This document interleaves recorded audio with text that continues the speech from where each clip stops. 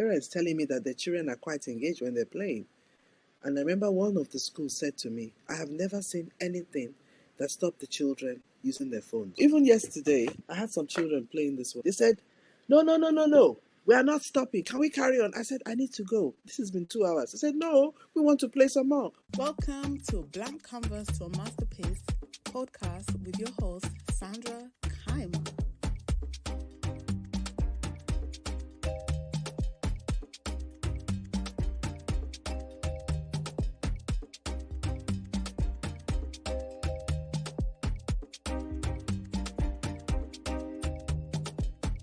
Hi, my name is Sandra Kaima. I'm a speaker, a coach, and author, and I believe that we all have the resources to fulfill our full potential in life.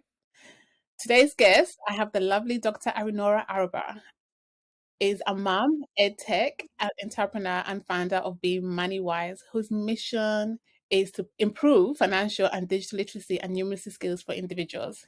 She is passionate about demystifying the subject of money to increase awareness about how money works in an increasingly cashless society. After being inspired by her then 14-year-old daughter, she has created 2 board games. One addresses financial well-being and education and other numeracy skills. The other game uses real-life situations that are relatable to people and equips them with confidence, knowledge, and key skills to value money in a fun way. To help children see how much fun maths can be, bMoneyWise has launched maths game apps on Apple and Google App Stores called MoneyMath MoneyMaths. She's also a podcaster and an author. Arinola has published educational and non-fictional books. She has also documented her own experience of domestic abuse in a book called Beautifully Flawed. Other books she worked on, 5 Steps to Get Out of Debt, and a project with the BBC, and a blog wave. I've forgotten about that. She has been featured on BBC, ITV News, The Times, BBC Radio 4, Moneybox. Yeah, I love Moneybox. The bMoneyWise has also featured in a MoneyWise magazine for several years as a competition for many people to win. Since then, she has created a board game, an app, and an online course to help children and their parents understand how to manage their money. What has followed the birth of the bMoneyWise game has been a string of award nominations, interviews on the BBC, ITV, and news. She's basically been sought after. Welcome, Dr. Arinola Araba. Welcome. Yes, madam. Thank you, ma'am. That canvas to a masterpiece. I'm really happy that you're here with me. I'm so happy to have you here with me. I'm so happy. How I met you, I asked you, what do you want? I think that's the question I asked, isn't it? And you said you have a game called bMoneyWise. And I asked you to bring the game for me to see. And you brought the game and I had a look at the game. And I remember alarm bells was like ringing in my mind. And I said to you, contact MoneyWise magazine. And then you said, okay. And then I asked you to contact BBC, I think Moneybox, Martin Lewis. You took action. Everything I asked you to do, you actually did it. You went boom, boom, boom, and you came back to me and you gave me results. I was astonished by the results. Tell us a bit about the MoneyWise game that you developed. There are 2 of them. Okay. This one is a conversation starter. So in the box, we have cards that have questions that relate to normal everyday life. We have issues relating to skills, government, health, family, community, and bank. Right. Did you want me to give you a typical question? Otherwise, I should tell you about it. You get injured while playing football. Health insurance pays you a lot of money. Name 3 different types of insurance and then roll the number die. So this is to help children get an awareness of what's available when people get hurt, and also to know that there's something called insurance to keep or look after your possessions or yourself. Now, there's another one here that says social media keeps people busy these days. Name 3 ways to earn money on the internet and then roll the number die. So this game starts with the players setting a savings goal. And then they get some cash and they get some savings in their bank. So as you can see from the cards I've been reading, they pick up the cards depending on what the die does when they roll the die. This particular game has a colored die, different colors relating to the palette of areas of life that I showed you earlier. So you pick that up, you answer the question. Sometimes roll the number die means you might get money or lose money. So the number die has plus 100 divided by 2, plus 100 again, plus 200 times 2, and then minus. So our children can understand that your money can go up and down. You got to keep pushing.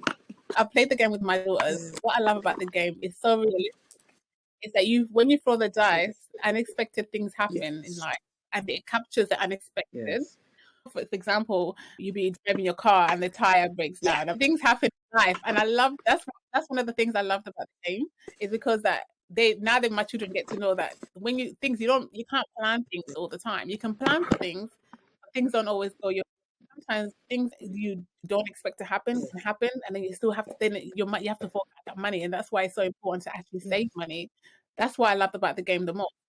I want to let the audience know what this bMoneyWise game has done. bMoneyWise game was endorsed by Barker and Dagenham in 2014.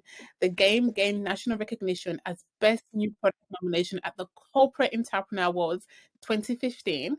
Then it gained international recognition as a shortlist for the Reimagine Education Award at the prestigious Wharton Business School, Pennsylvania, USA in December 2016 and 2017. The game has also been featured in the 2017 and 2018 annual National Personal Finance Competition for teachers across the UK and has been sponsored by MoneyWise, Old Mutual Wealth Fund and Colonial Investment Trust. bMoneyWise has gone to also become a youth-focused social enterprise and a game developer serving a growing and demand for financial education resources, the mission to improve memory, recall, comprehension, and a saving habit while fostering a love of maths among UK-based school-age children 7 to 18 years old. The game you have created are impacting the lives of children and young people in the local community where you live and beyond. Crazy. You've done your research. This game is incredible. This game is incredible. People need to know about this game. You've created something amazing, and people need to know that it's amazing. One. And yes, you got another game, Numbers on the Loose. Yeah, you got another game. I need that game. Could you share with us the story of what inspired you to embark on this journey of enhancing financial digital literacy and numeracy through the MoneyWise game? Tell us the story. How did it happen? How did your daughter play a role in this inspiration? Oh my God, I have to blame my father for that one. My father, God. I read medicine, and it came to a time in my life where I was feeling very unfulfilled, and I was praying and crying to God. I was running different contracts with different NHS trusts, and the time it came to a stop, I spent time fasting and shouting at God. And one day, I hear audible voices sometimes, not every time. I heard a voice say to me, "This is your last chance. I will not ask you again." I was like, "Last chance? For what?" And then he was telling me that he had asked me to do something in the community because I would hear the word community. Even when I worked in the hospital, almost every day as I'm getting into my car, the word community. And I've been thinking, community, what is community? I go to a church where they use the word community all the time. Is that not enough? Apparently it wasn't. So when the jobs came to a stop, contracts came to a stop, I had to have a very good listening ear and pray some more. Now, I was looking for an office base because I had a period of a year or so after the last contract at that time, and I didn't want my office to be in London where it was. So I was seeking something quite local, especially since I was told community. I walked into this building.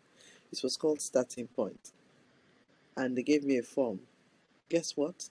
They said, you can use this building as an office space, but you must create something for the community. I'm saying, oh no, this word community again. Anyhow, I started asking people, what does it mean? And I would go along with some of the other established organizations there and run workshops with them just to watch because I didn't really understand. It became clearer to me that my community meant my next door neighbor, 2 neighbors down, 3 neighbors down, people that I meet every day, not just people in church.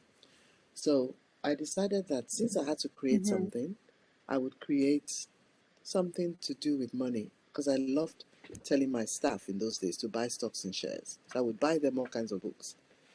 And I started that, and I realized that the community I was living in, a lot of people were on benefits, up to 60%, single parent households. So it was not what they were thinking about. They're thinking about survival. So I thought I'll tweak it slightly and just talk about budgeting, because budgeting is a key to a lot of problems and issues that we have. If you don't have a budget, you just spend willy nilly, and there's no plan for the future, there's no plan for now. You won't feel inspired or motivated to keep some money or save it if you didn't have a budget. You would just get a whole lump sum and you throw it away. So that's how the financial education thing started. But even more so, I was sitting down one day and thinking about my daughter, who would bring about 12 friends home every day, and she was making jollof rice. So here I'm trying to create something about budgeting, but there are children in my house who just come and eat. So I said to her, "What do you people do?" She said, "Mommy, we just sit down and eat and talk." And you know what? Huh? I said, "Talk about what?" She said, "We just talk. And they'll eat rice and then they'll go home." So I said, "Okay, we need to do something that's meaningful with this group." And that's how I took those children into a room, in that my office. And there were 22 kids that day, because I reached out to another guy who was working with young people. And then we said to them, what is the best way to teach young people about money? Almost unanimously, they said, create a game. I said, game, okay. Where am I going to start? This is how the whole thing started. But you see how God works. When you take a step, He's already waiting for you ahead. A few weeks later, the lady who manages the center said, Barclays is coming to help some organizations here, and I've put you forward because I can see you're doing good things. So that is how we got Barclays to help create. They got a designer to design our concept. See, they've got the color. You see the blue color, the Barclays color. And that's how the board game was born. So I started thinking, there's a gift that He's giving me, my Father God. When I hear people talk, I'm always thinking, solution. How can I create a solution? So I would give the children questions about money, and I'd be writing down their answers. So some of those answers, I had to expand them into the cards that are in the game. And then from then on, I think I was tuned to always listening to people's conversations. So I decided that instead of just trying to create something new, I would just pick up a list of the things I've heard. People talk about health things, they talk about family issues.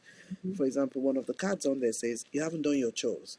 Mommy has given you your chores. You're going to bribe your younger sister to do it for you. How much are you going to pay her? These are real life issues. So it's things like that that became. That's true.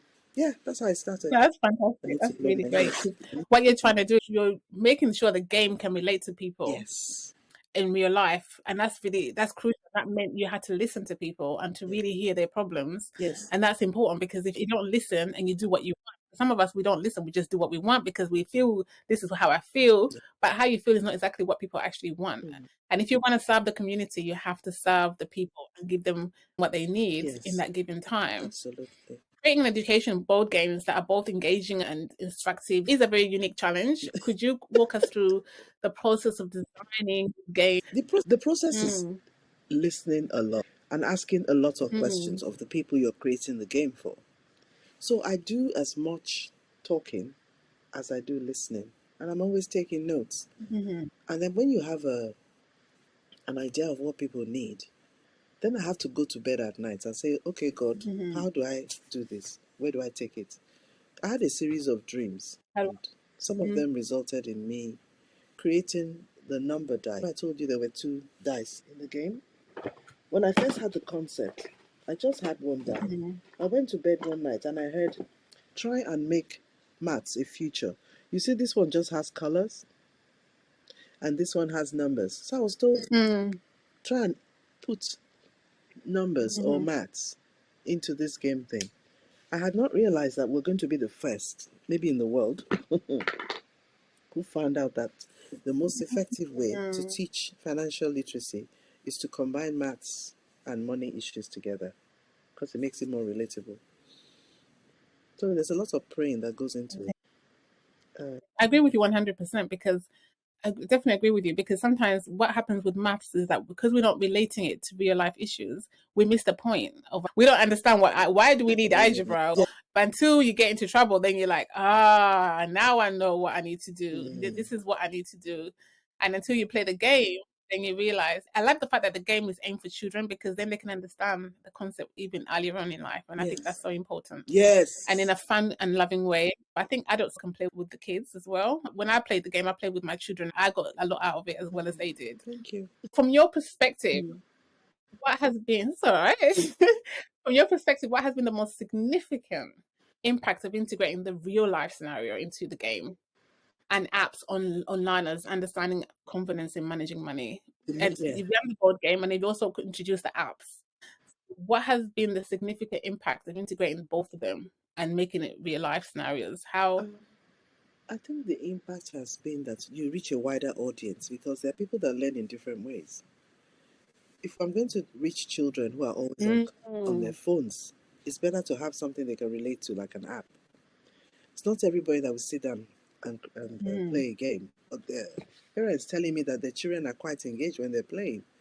And I remember one of the schools said to me, I have never seen anything that stopped the children using their phones. Even yesterday, I had some children playing this one with the videos I sent you. They said, no. We are not stopping. Can we carry on? I said, I need to go. This has been 2 hours. I said, no, we want to play some more. We want to play. So I went to the parents who I thought were eager to go. They said, no, anything that keeps them away from their phones, please, just carry on. Let them play. You were asking me about the impact. I guess that when you have relatable questions in the game, like the new one has things like, you want to buy a 7th pair of shoe. Ask your friends if they'll support it. You know what they do? They start asking you why you need a 7th pair. And what's wrong with the other pairs? I love it. Children are so creative. One side, one is for party, one is for school, one is for show off, one is for this, and they were listed. And then the other players are going, and why do you need a 7th pair? Well, I'm not paying. People need to buy this game. One, it takes kids off the phone, and second, it keeps them engaged, and thirdly, it keeps them learning about real life scenarios. And why do you need 20 pairs of traders? In an era rapidly moving towards a cashless society, what role do you believe education technology plays in preparing the next generation for the transition? Because we're not using cash, we're using our cards all the time. What role do you believe education technology plays in preparing the next generation for this transition? It plays a huge role, because if you're not educated, you're going to be left behind. For example, I run workshops for grandmas, and it's called Get Online. So you can see some of them on the cover of this book. A lot of them have told me that their children have just said, take this laptop, take this phone, take this tablet, and they don't know what to do with it. So they're gradually being left behind. So I've had a huge number of people come to the workshops, because they're just coming out in droves, saying, there's one woman that helps us in the library to understand how to use the phone. So they keep coming. And we have a lot of pictures in the book. One of the grandmas said to me, I don't like reading. I said, I created this just for you. There's no reading. There's not much reading. This picture. It's called Think Before You Click. I like the fact that you said to you, I don't like reading, and you're like, don't worry, we can solve that problem for you. I have done something that will work for you. So you look at the picture. Can you share with us some of the challenges you faced while developing your board game and apps, and how you overcame them?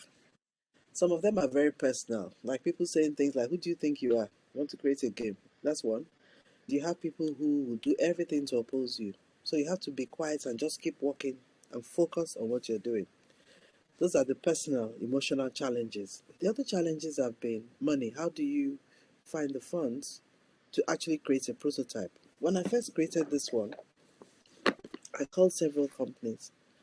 And the one that was going to help me to create even one for the game launch was charging £600 to do one.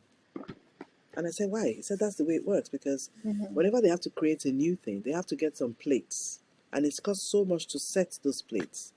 So it's worthwhile for them if you have a huge order. This part, because I've gone around the process before, when I was doing this one, I had about 5 different people I contacted. I ended up going to America because they had a website that was able to do one at less than $50.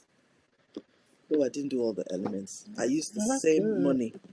I used the same money from this one to to play that one, because there's no point reinventing the wheel. It's got our branding on it. So the challenge is funding and finding the right partner. When I first created this one, the guy who was working with me later told me I don't like working with black people. He would frustrate me. I would place an order for months, and when it does it, it's like people have lost interest. I'm using this same MoneyWise money for all the games I'm going to create. It's easier. It has the branding, it has the logo, and you pay less because you don't have to go and pay someone. Did he say that to you? He told me, he said, I don't like working Did he really say with that to Nigerians. Yeah, I you? don't like working with Nigerians. I didn't want to tell him I'm Nigerian. He put me through a lot, and I put him through a lot too. In the end, we parted ways. But when I needed something urgently, he would charge me a lot because I was doing the game production in batches. And somebody told me, don't stock them up in your house. And he would charge me like £18 to produce it. Meanwhile, I want to sell it for £15. So you can see I'm making a loss already. Actually, the demand has to be. The approach I'm using now is to get partners who immediately need the game. And if they can pay up front, then I can just pay a lump sum and get a lot. This American person allowed me to do one game. The other American person said they would not work with me and sign what is called a non-disclosure. Non-disclosure means this is my idea. I've worked so hard to get it out. Please, can you promise me you're not going to take it or steal it? They said they can't. So I had to leave that one. That's number 2. Number 3, he lives in the UK, but he can't speak English. And he was insisting that I have to pay £3,000 and order a whole lot of games before he would give me one. I had to say to him, if I have to pay this £3,000 and you now create one that is not correct, where does that leave me? I can't get my money back. He and another company said that, so that's 4. And then I didn't want to go back to this other guy that I worked with before. So those are the challenges, trying to find the right partner and having more than one, so that what happened with the first game, if he doesn't publish it or print it, there'll be somebody else that will print it. But a lot of businesses went out of business during the lockdown, the ones I've been talking to. So I had to go abroad to get this one done. I'm looking into other ideas of people paying up. Like when you say you're interested, I make a note and then maybe send you a link and say, can we all pay in bulk? Everybody pays their bit. I get bulk money and then go and print it. The other challenge is getting somebody to design. You can get somebody who designs and designs rubbish. Before we created the first game, I had about 4 or 5 designers before Barclays decided to help us. This time around, I had a lady who was doing graphic design for all our books. See all these books? So we just had a meeting one day and I told her about the idea and she came up with something. So you have to find the right partner. This is one of my best books because of all the pictures in it. Can you see all the pictures? She's so creative in the way she explains a concept. That was the right partner for us to get this done. And I had to ask them to help me design the idea for the board game. So that's the other challenge. Then the other challenge is after you have created it, according to a book I read, who cares? And they say, yeah, well done, we like you. Okay, bye. Okay, I will come back to you. I will do this. And some people want it for free. If I got funding, because I'm a charitable organization, we would give it away for free. But if we don't get funding to produce it, there's a problem. I cannot give it away for free because I paid for it and I need to make sure that I have cash flow. Can you see all the challenges there? And then there's another one about the person.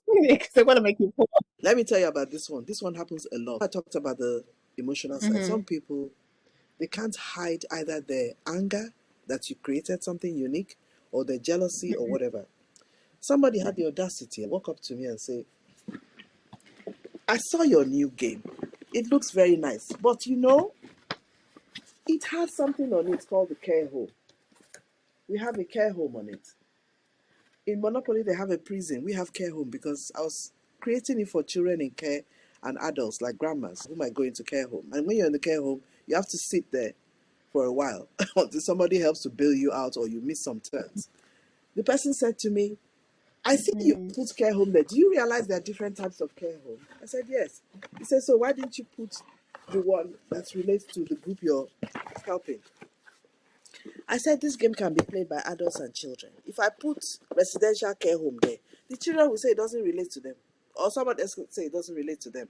So I've put just care home so that whatever it is, care home A or care home B can use it. The other challenge, somebody liked this game and wanted to help me, they said. They would help me get funding and we could work together. I went to their office and then they said, I've seen your game. It looks very nice. Can you create a game for us? You're going to come to a lot of meetings and we're going to hear how you do it, blah, blah, blah. So I said, excuse me, please. Are you asking me to work for nothing? He said, oh, it's about trust. So I will come and give you my intellectual ideas, create something for you, and I will not get paid. And you tell me it's by trust. You get all kinds of offers because I look like this. Some people think you're stupid. And then when I kept saying, I don't get it, he said, oh, maybe we'll just give you 5K. No, it's more than, it costs more than 5K. Because of that, I didn't go back to them. When he's ready to talk to me, I will draw him a plan of all the stages as much as I can without giving away the intellectual, the way I do it. Just put some minimal ideas, say stage 1, stage 2, stage 3, and then tell them how much it costs. Because it's almost like a full-time job designing something like this. You need to get a concept. You need to think about the outcome that you want people to get from the game. That goes into designing the mechanics of the game. Then after you've done that, you need to create something like a picture or colors. We started with paper in the library with the women. They were so kind to me. I used an A3 paper and they were playing the game. We printed it on the library machine. And then the next week I brought an A3 hard paper before I got the board itself. So you go through all those stages where you keep testing. Look at what people are saying. How are they playing it? How was the most natural way that they related when they were playing? The first board game, people saw 2 dice. Some people would just throw the 2. It's almost made me change the whole mechanics. Because you want something that's natural and not complicated to understand. One of the young people was telling me, I play games all the time, but some of them, the instruction is so hard. You can't get it. This one, you don't have to roll a 6 to get out. You just roll any number and you just move around. And because it's a numbers game, we've put some numbers on the board to make it easier. Those are the things you consider. So when you know what the outcome is, and you know who it's for and what they like, and you've done the design, then you now have to create scenarios if you choose to do that. Like the card scenarios. This one, because the whole purpose of this game, Numbers on the Loose, was to get people's idea of money to change. To stop them thinking that maths is hard. So we use the money from the first game, save me on the cost of getting somebody to print it. And then let me read 1 or 2 of the cards. It says, you're organizing a school event and you need to order 12 pizzas. If each pizza has 10 slices, how many slices do you have in total? We use everyday things that people do. This one says, and then the answer is at the back. You're buying a smartphone, it costs 400. If you receive a 10% discount, how much money have you saved? So the children like that because they can relate to some of this. Sister, that is it though. If you don't get something that they relate to, they won't play it. It should just be like, you're talking big. What is this person talking about? We don't understand it. You've done amazing. Thank you. You should be really proud of yourself. I think you should write down your challenges so you can write them like a book so people can go through the challenges of how to create a game. Any game, not necessarily doesn't have to be a money game. It could be any other game. I think that's something that you could maybe think about in the future. How have children and educators responded to your games and apps? Are there any success stories? I get a lot of people sending me videos of the children playing and what they're saying and how their attitude towards money has changed. And then one of them said her daughter will say, Auntie said we should make a list when we're going shopping. Mommy, no, we stick to the list. We stick to the list. I explained what happened yesterday where the children wouldn't let me go. They wouldn't let me leave. They said, we need to keep playing this game because we need a winner. They were learning about mortgages. They were learning about unnecessary spending.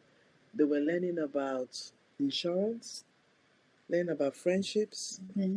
And there's a question, one of the best questions on that game is, you want to start a business and you need X amount. Now talk to everybody on the player team, everybody you're playing with.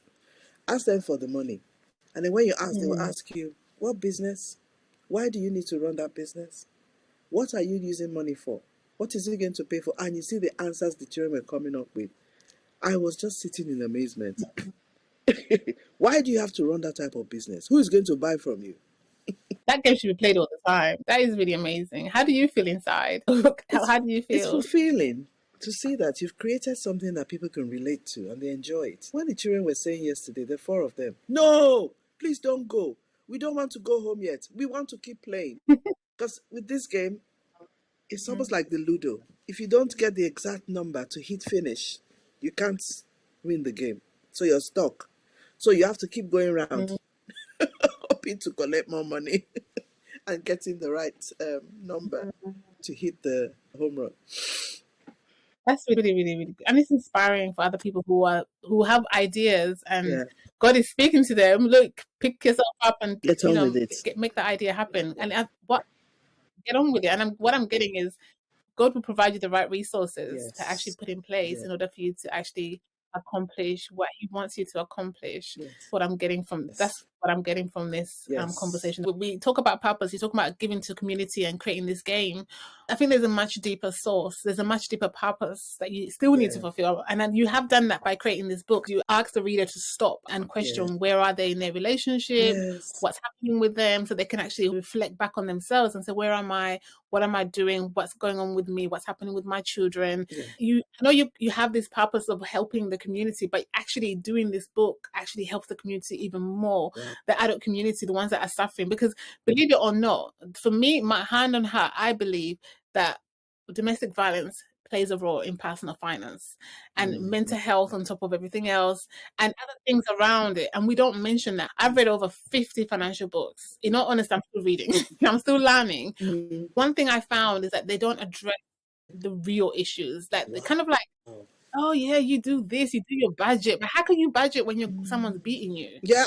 Do you see my point? After budgeting, then you can create this system. But how can you create something when you can't even focus on you're feeling pain and suffering, and you're trying to understand your own situation, your environment, what's happening around you? How do you do that and still all the systematic things that you're supposed to do in order to help your life move forward?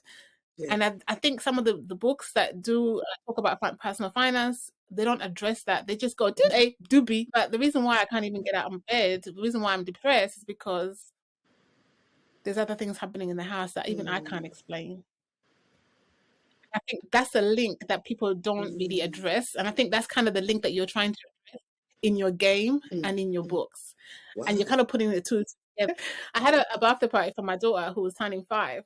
And I was going to the YMCA. I went to YMCA, and I'm quite extravagant, so I would get what the kids I think the kids are gonna need. How much is the cake? How much is this? How much is that?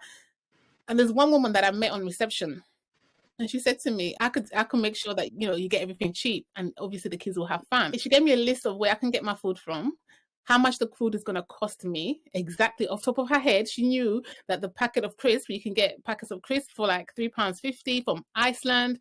And then she knew this, and she actually knew the amount off the top of her head. I had to ask her, how the hell do you know the exact amount of how much it's going to? She said to me, my experience with domestic violence, I had to how to manage my money because I had to survive with those 4 children with the little money I had. And the only way to do that is I had to learn what to get, how much it costed, where to get it from. I said, that skill you have is amazing, right? Yes. She goes, you write a book about. She said I had to survive. And I was like, wow. This woman's she had a gift. I took note. She saved me money. Yes. Right. And the kids ate the food and it wasn't wasted through her experience. The suffering is real. The suffering is real. And what I love about your book as well is the fact that you said the fact that domestic violence can happen with men as well as women. Yes. And you also said it doesn't matter if you're professional or not professional, because people assume just because you got the degree, just because you got the doctorate, just because you're a high achiever, it won't happen to you. I'm a high achiever. And then you said, I know how to get the grades. I know my educational accolades. I know what to do to get educated. I haven't learned how to deal with myself emotionally. Age, right? She has read the book. It's been 20 years plus.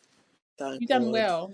You've done well. I know you mentioned Yeah, God a couple of times throughout this yeah, interview, but yeah. you mentioned God in the book a lot. And there's one important person you mentioned, Yes, your my mother. mother. Ah, what I put my mother through. Oh, Lord. Yeah. You know, when you're looking at your daughter, you think, I had such high hopes for you. How on earth did you get here? She just opened her house and took me in with my 3 children. Stayed there almost 2 years while I was recovering. But I could see her heart was really broken. Because when I left my ex, because he kept calling me, you must come back, you must come back. I told my mom 2 days later that I'm going back. She could have cried. She said, I just took you out of there because you were crying for help. You're going back for what? Don't you value your life? That got to me. She said, if you don't value Mm, your life, what about the children? They need a mother. So it was tough. I had to make some decisions because the manipulation and control was ongoing. It got to a point where I had to switch my phone off at times. Come back. You must come back. You must come back. I can laugh about it, but you're not laughing. I know it's not funny, but you know it's been so long and it just becomes a story now. I don't know why the network is complaining. yeah, it's actually saying network is struggling a little bit. It was survive for the network, network issues. That by the way, the book is amazing as well, and you actually included the bit about the children and how the children feel throughout the whole process. Whenever we're going through stuff at home, how we should Yes, pay in the mind impact of the children and how they're around us, how it's impacting them, and how it's important to yes, actually think yes. about your children, if anything. But I'm so glad you escaped. You also try and explain how getting a divorce Oh, and how difficult that was. As a podcaster and an author, you've chosen to engage with your audience through multiple mediums. What has been the most rewarding aspect of connecting with your audience in these ways? it's the comments you get when people meet you in person. Ah, listen to your podcast. You were so right. That's true. This, that. And then another person will say, oh, I saw something on LinkedIn, or I enjoyed the video you posted. So it's rewarding to have some excellent feedback and to know that you're making an impact in people's lives. It's I've so been with bad. Queen Mary's University in London for about 5 years now. Every year they'll send me interns, and I'll get about 2 to 6 or even 9 of them. This year I got 6. One of them came to the interview. She said, oh, I'm so scared. I said, why? She said, I've been reading your whole life history. I saw you on the BBC iPlayer. I saw you and your daughter. I saw your books. I saw your games. I went and I said, what? Hi. I had to hire her. And then Mhm. she carried on and on about how Wow. strong I was. And then she said, I have had to cancel my appointment twice because I was so scared. I can't believe how easy you are to talk to. I can't believe how relatable you are. She came to spend a whole day with me, That's so and we were talking about another game lovely. concept. And I said, this is how I create games. I have a thought. I'm thinking I want to solve this problem. What are the things that I can put in this game to meet all those different criteria to solve the problem? It was, you feel, I don't know how to put it. It's like when my friends say to me, I know you're making an impact. I'm saying, where? What do you mean? I hear it all the time, but it's not as important as when one of the people who's been touched by that impact is like, wow, so Mhm. you're the one that did this, you wrote this, you went through that? Really? And I hear people say things like, you don't look like Mhm. somebody who goes through DV. Mhm. I say, how do they look? And they say things like, some people don't survive, they don't Yeah. regain their self esteem. So I hope I've answered your question, People sweetie. make judgments. People say to me, "You don't look like someone who could be bullied. You don't look like." I'm like, "Well, how do they look like? I didn't know you had to be looking a certain way to be bullied." They do say that to me, but I get it. I do get it. What are your future goals for bMoneyWise, and are there Yes, any new projects or expansions you're future particularly goals. excited about? We're looking for Mm-hmm. corporate partners to expand our reach. Because you see now, we do digital education for grandmas and grandpas. And from our research, somebody did an amazing strategy document for us and said, Arinola, get bMoneyWise to focus on this area because a lot of these people are being ignored. People who have no recourse to public funds, asylum Mm-hmm. seekers, grandmas, grandpas, and there's a group they call the invisible or hidden population. That project in itself has attracted people who have contacted me on LinkedIn. wanting to work with us. And I'm excited about that. We're hoping to develop more partnerships to expand the reach. I want to create something like a wallet, a digital wallet, something that young people need. So those students I'm working with, we're bouncing ideas back and forth as to how we can create an app that actually does what they need the app to do when it relates to money. So that's something for the future. But as always, we have to talk to the people who are going to use it. To create more books, more solutions. This book, Money Questions, I wrote this because you want one of it. I There are want one of 5 those. of them. Okay, I'll send you one if you send me your address. I wrote it because Thank there you. was a meeting in Parliament. A friend of mine who's a teacher said, "Have you seen this? Martin Lewis is talking to Damian Hines. They had a meeting about financial education and stuff. Have you seen what they said?" I got my interns to go and do the research. What did they say? What are they looking for? And I remember that God said to me at Christmas, "Go and create a book on questions and answers."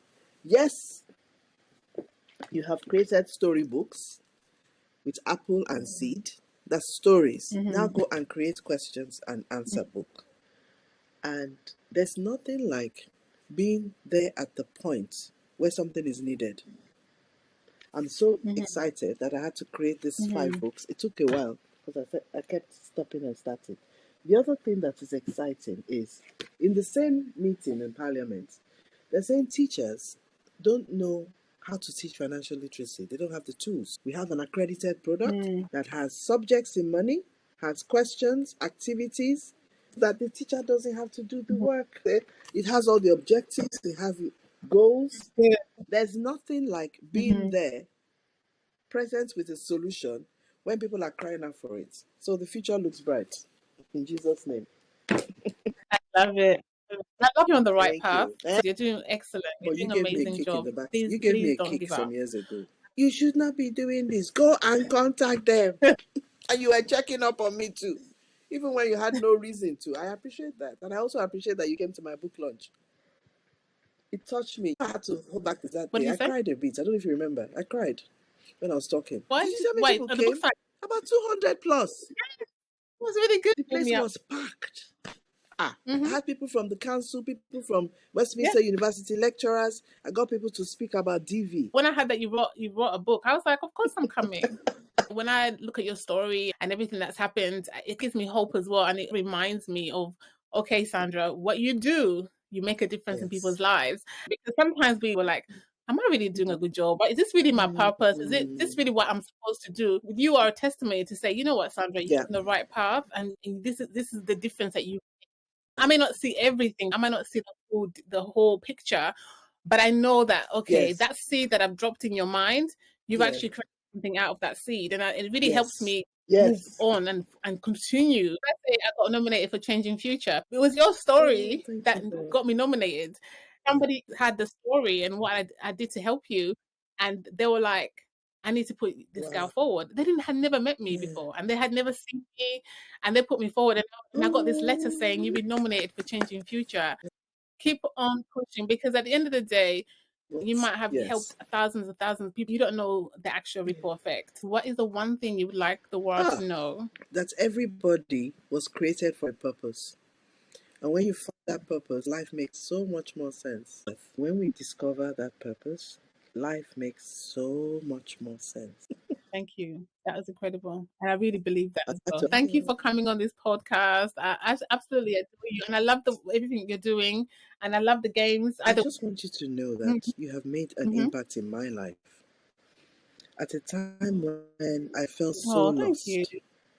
and when I came to talk to you, you were adamant that no, there's something about this woman. We need to draw it out. And you were relentless. You were calling me. Did you do what I said? Yes, I'm doing it. They said this. Oh yeah, do it again. You actually went and got the magazine. Just in case I don't know what you're talking about, because I think you sent a picture and you gave it to me. How many people do that? To say, this is the magazine I want you to be featured in. And it happened. So thank you. And also thank you for doing the podcast, because you're giving people hope and giving others a reason to just keep going, even though when things are tough and they can't see the way out, can't see the wood for the trees. Hearing somebody else's story can lift them. Like, oh, she went through all that. Oh, well, if she can do that, maybe I can too. There is hope for everyone. There's hope for everyone. And thank you so much for appreciating me. I'm going to receive it and I'm going to take it.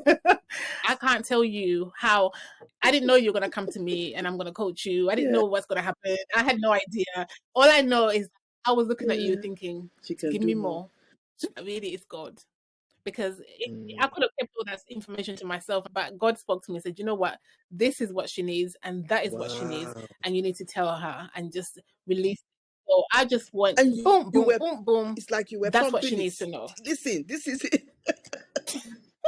What's coming through my body that way. That's how I was seeing it. I was seeing it and I was like, she needs to do this. She needs to do that as well. And she also needs to do this as well. When you told me the results, I knew I was on the right track. I love the fact that you took action, because some people, you tell them do this and do that, they just look at you as if you're mad. One guy said, you know what, you're too young. When I looked at you, you could not advise me because you're too young. And when I told him, actually, I'm about the same age as you, mate. Good looks. It's nice to know that you're on the right track, because the results that you get, and it helps me as well to actually know to continue doing what I'm doing. Congratulations on the book. Daddy's book as well. Oh, thank you. Yes, thank you so much. But you pushed me on my book. Hallelujah. You're the one that said to me, how could you do your father's books and finish them off and publish them and you can't even do your own book? When you said that to me, my mindset switched straight away. I said, you know what, I've got to finish my book. And it took a lot of putting things aside. I wanted to start my podcast last year. Do you know that? My podcast was last year. But because of this book, I said, I have to finish the book. I kept on playing what you said in my mind. How could I finish my father's books and my own book? It's like as if I'm saying I don't matter when I do. I matter just as much. So I want to thank you. We're here for each other. If you have not already subscribed to this podcast, subscribe today so that you can be the first to get practical tips that can help you. And don't forget to share this episode and bless someone. This is Sandra wishing you tremendous wealth and health.